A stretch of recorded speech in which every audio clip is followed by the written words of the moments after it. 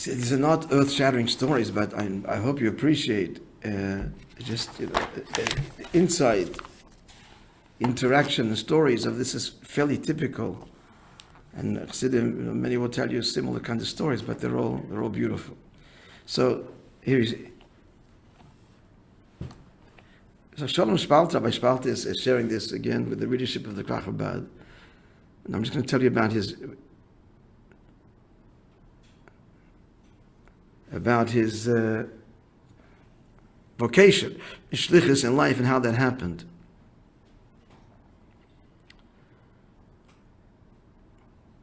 So he writes about the yechidus that he had before his chasana.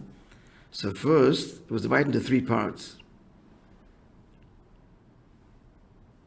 So beginning, he was with his kala from the Gopen Mishpacha, from Chabad. And then, at the beginning with the chas and kala, the parents, and the father-in-law that had come. He came a few weeks before, I'm sorry, the mother-in-law. She came a few weeks before, Mrs. Gopen,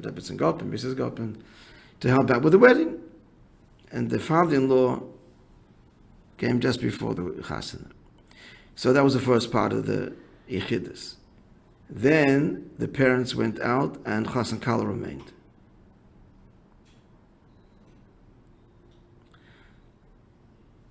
So he's like this. I'd written to the Rebbe about after the chasana what I should do.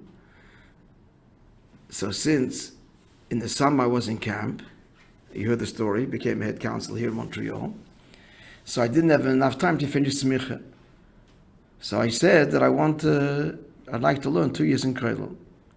The Rebbe said, with respect to that which you write, how to arrange yourself after the chasana, you should end Yeredeya. And then Rebbe added with a smile, and if possible, Yodin, throughout the summer months.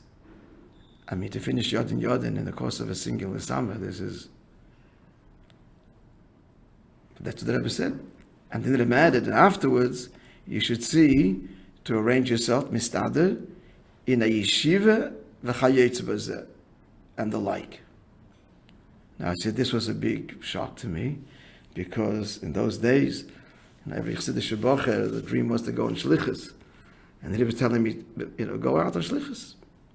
And he's being told explicitly that his world is in the world of Torah. And what did the Rebbe say? Yeshiva v'chayetz bazeh. Now, the third part of the yechidus, the kala went out, and he remained alone. I'm going to conclude with this part, and we'll continue the story tomorrow, how things panned out for him, because this is very instructful. He's now alone. And he had written his latest soul bare.